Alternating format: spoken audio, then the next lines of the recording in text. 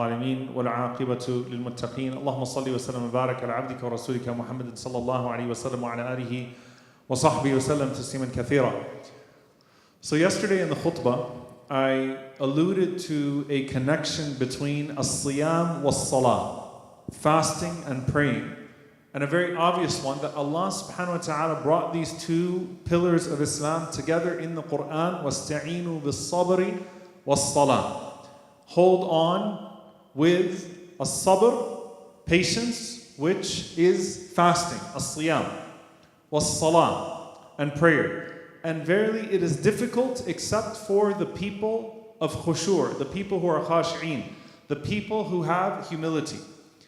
And subhanAllah, there's something so deeply profound about this, because I actually want to give you a high level of the 5 pillars of Islam and how beautiful they all connect together.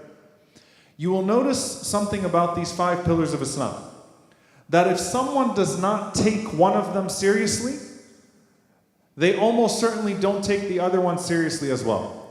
Meaning the attitude that would exist with one of them will certainly be reflected in all 4 of them. So, if there is a person who views these things as something that just came to them in life, right? They're nonchalant about it. And who is at most risk of becoming complacent with these pillars of Islam? Obviously those who were born and raised Muslim. And Umar radiallahu ta'ala anhu said as much. He said that I don't fear Islam being lost except إِذْ نَشَأَ فِي الْإِسْلَامِ أَنْ لَمْ يَعْرِفَ الْجَاهِلِيَّةِ. When people grow up in Islam and they don't know the days of ignorance, meaning people that were born and raised Muslim and they just took it for granted.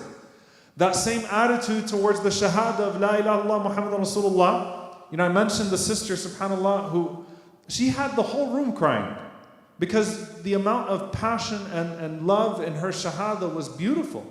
But someone that just kind of grew up with ashhadu an la ilaha illallah wa ashhadu anna Muhammadan Rasulullah, they might, if they're complacent with that, they look at salah like, okay, fine, I've got to pray, I get it, I've got to pray, because they were used to their parents telling them they have to pray. And then, all right, Ramadan's coming around, great, what days are going to be? Okay, well, I need to, you know, fine, I won't eat and drink, I'll fast. I'm going to keep it. When is Eid going to be, by the way? Oh, it's going to be a rough month. Okay, fine, inshallah, I'll get through it. Zakah, maybe. I may or may not, like, I'm kind of looking at it, but do I take my zakah seriously? Probably pretty nonchalant. And by the way, I want to make a point here. That subhanAllah, the pillar of Islam that is most often not taken seriously, and the Prophet ﷺ talked about it haunting a person on the Day of Judgment, is zakah. Like, who's really taking the time out at the hawl once a year, seeing how much they owe to make sure they're paying their zakah?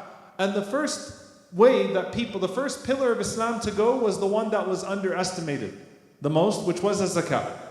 The first deviation in regards to the pillars of Islam was in regards to zakah. The first deviation, so it's the last of them, and the first deviation in regards to the pillars of Iman was al-qadr, divine decree. People left off al-qadr because they just didn't take it seriously. So, you know, if I have that attitude of mediocrity towards the shahada, I just kind of grew up with it, then I'll have that attitude with salah. I'll have the attitude with my fasting. I'll have the attitude with my zakah. Hajj, yeah, one day, maybe I'll get to it, inshallah. And Umar radiallahu ta'ala anhu says, listen very closely to this warning, by the way. He said, whoever has the means to do hajj and does not seek to fulfill their right of hajj, let them die a Jew or a Christian. Might as well not even die Muslim. Like, hajj is a pillar of Islam. Why aren't you taking this seriously? But it's lackadaisical. It's like, one day. So the attitude towards one of the pillars of Islam will naturally find itself reflected towards all of the pillars of Islam, which is an attitude of mediocrity, complacency. That's the first one, right? And so, إِنَّهَا لَكَبِيرَةٌ إِلَّا عَلَى الْخَاشِعِينَ. It's heavy, except for people of khushur, people of depth, people who are listening on the inside, who are trying to internalize these acts of worship, not simply get through them. It's going to be difficult upon them. And the attitude will be, yeah, whatever. Hayya ala salah, I'll wait until the very end of the time of salah, drag my feet, and I'll just get it over with. Ramadan is here, all right, fine, I'll just get through Ramadan. All of these things, I'll just get through them. The opposite of that is our Prophet sallallahu alaihi wasallam. Arihna biha ya Bilal. For the prayer, comfort us with the prayer, O Bilal. Praying the sunnah of salah. Fasting Sha'ban before Ramadan, right? Getting yourself ready for the act to come. and then greeting it with an open heart and love, and let me immerse myself in this as if nothing else is in the world right now. The attitude of the Prophet ﷺ in salah was the same attitude of the Prophet ﷺ in siyam. Completely immersed, sallallahu alaihi wasallam. And the attitude of ihsan and excellence is that. Like, this is special, this is important. I need to take it seriously. You greet it before it greets you. You ask about your zakah before it's due upon you. You try to go to Hajj before you even have the means to go to Hajj. You're already thinking about when you can go to Hajj, right? So you're trying to greet the ibadah before the ibadah comes upon you. So there's an attitude adjustment towards how you approach the pillar of Islam in the first place. That's the first thing that I want to mention. The second one is rushing through. The equivalent of rushing through the salah is hastening towards Eid. As Al-Hafidh ibn Rajab rahimahullah makes this beautiful connection, right, in that regard. I'm paraphrasing him obviously in this regard. But what's the equivalent of someone that just tries to get through their salah quickly? Someone that's asking, is it Eid yet? 27th night is over and you're already partying like it's Eid. Right? And you still got the 28th, the 29th, and possibly the 30th night where Laylatul Qadr could be there. But hey, everybody else, they've already passed out the sweets. And I'm pretty sure it was Laylatul Qadr. I'm good now. Is it Eid yet? I'm already doing my Eid shopping on the 10th day of Ramadan for some reason. Alright? It doesn't make sense. But that's the equivalent of rushing through the salah. Someone goes to Hajj. And by the way, like I just have to say this, please don't be offended, but American Hujjaj, probably the most difficult to deal with. I'll count myself in that group, right? Want all the convenience in the world, want all the luxury in the world. Like, all right, is this here yet? Is this here yet? But where's the immersion in Hajj? And then you have the nerve to mock that illiterate Muslim that's going around the Kaaba and doing the best that they can, but crying and trying to come close to Allah subhanahu wa ta'ala, rushing through to the end. When can I get the first flight out of here? Right? I got to get back to work. So there's an attitude of istiqbal, how you receive, and then an attitude of how you proceed. That's number one, that's consistent across all the 5 pillars of Islam. And Allah Azza wa Jalla speaks to that attitude. The second thing that we learn from these pillars of Islam and the connections is that all of them have us disconnecting from something in order to connect to something. You have to disconnect from something in order to connect to something. And there's a remarkable coherence there. Salah, you disconnect from your daily life, from your daily routine, to enter into a conversation with Allah. And what do you connect to? The Quran, dhikr and dua. Ramadan, you disconnect from something of your daily routine, and what do you fill your cup with? Quran, dhikr, dua. It's the same thing, right? In salah, you're not allowed to talk. In siyam, you're not allowed to talk about people. So in salah, you can't talk to people. In siyam, you can't talk about people. It's disciplining your conversation as well, and how you connect to Allah subhanahu wa ta'ala, the unique ways that you connect to Allah subhanahu wa ta'ala. Now here, subhanAllah, is also something in the divine scheme that I want you to pay attention to. Imam ibn al-Jawzi rahimahullah ta'ala, he talks about what the pillars of Islam guard us from. And ultimately, I want you to see that the pillars of Islam break us off, or they guard us from 2 things. Number 1, the destructive flaws, al-muhlikat, the destructive flaws. Number 2 is routine. Routine. Very interesting, subhanAllah, if you think about this. The 5 pillars disconnect us from what is sinful, and they disconnect us from what is familiar in order to reorient us to Allah subhanahu wa ta'ala.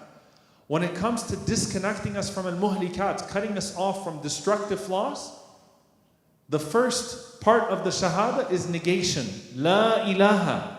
There is no God but Allah subhanahu wa ta'ala. La ilaha illallah. Right? So negation of shirk, the most destructive of all flaws. Disconnecting you from the idols, disconnecting you from shirk, disconnecting you from worshipping anything besides Allah subhanahu wa ta'ala. Salah, inna salata tanha anil fahsha'i wal munkar. Prayer is supposed to protect you from wickedness and shamelessness. It's supposed to disconnect you from these things. La rafatha wa la fusuqa wa la jidala fil hajj. There is no intimacy, obviously, but the argumentation and the sinfulness in Hajj, it's supposed to disconnect you from those things. And your zakah is supposed to disconnect you from greed. And your siyam, the Prophet ﷺ is saying about fasting, whoever does not give up idle speech and acting upon it, then Allah Azza wa Jal has no need for them to give up their food and their drink. All of them disconnect us from something, the sins of the tongue, the flaws of the tongue, or the flaws of the eyes, or whatever it may be, but they're disconnecting us from these destructive flaws that can overtake us and that can lead us to a path of destruction. So they protect us from al-muhlikat. They protect us from the destructive flaws, but then they protect us from routine. And this is very profound. Because I'm going to bring it to something that we all find ourselves with, or many of us find ourselves with in this day and age in regards to routine. When Allah Azza wa Jal talks about as-salah, prayer, the main function of the prayer in terms of what it breaks of your routine is what? Can anybody tell me? Inna as-salata kanat kitaban mawquta. The prayer is to be established on its time. Salah disrupts your time.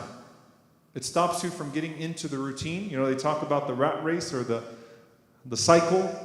It stops you from getting caught into that. It cuts off your schedule, cuts off your time. Because a person can find themselves in their time doing what they do every single day and getting lost in their time.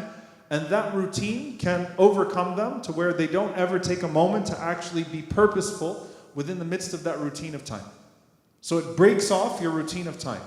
The function of siyam is to break off your routine of consumption, food and drink.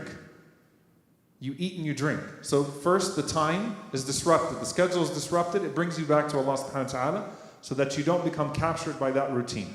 Siyam disrupts the routine of your food and your drink and your mindless consumption, right? Eating and drinking, and you're being thoughtful about what you're putting inside your body. Zakah disrupts the routine in the general sense of charity, because zakah used to mean in the early days of Islam, before it was defined as an institution, the purification of wealth, meaning it was interchangeable with sadaqah, with charity as a whole. It disconnects you from your earning and your spending, right? And getting attached to this idea of earning and spending and how you deal with your money. Now, subhanAllah, if you think about what that actually does to you, number one, there is an implicit recognition. Allah owns my time. Allah owns my consumption. And Allah owns my earning and my spending. Allah owns these things. And to Allah subhanahu wa ta'ala is the greatest right of these things, not myself. That's the first thing. Like you take zakah, for example.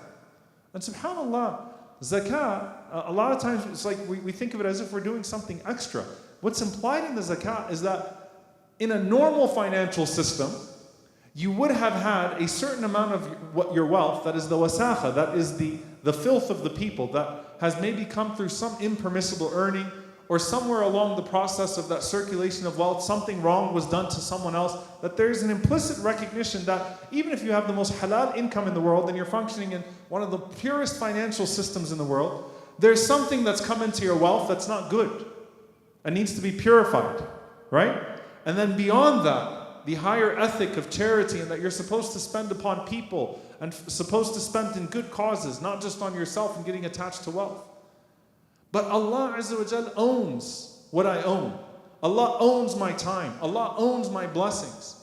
Therefore, my ihsan is to take the routine and turn it into the righteous. Is to take the things that people take for granted and to make those things a means by which I seek Allah's reward. So I use my time in accordance with pleasing Allah subhanahu wa ta'ala. I use what Allah Azza wa Jal has given me of blessings to be grateful to Him and to provide those blessings to other than myself. I use the wealth that Allah subhanahu wa ta'ala has given me to pursue Allah subhanahu wa ta'ala's bounty in the hereafter. It's to actually recognize Allah owns it and then to take it to where even the feeding of your family becomes ibadah.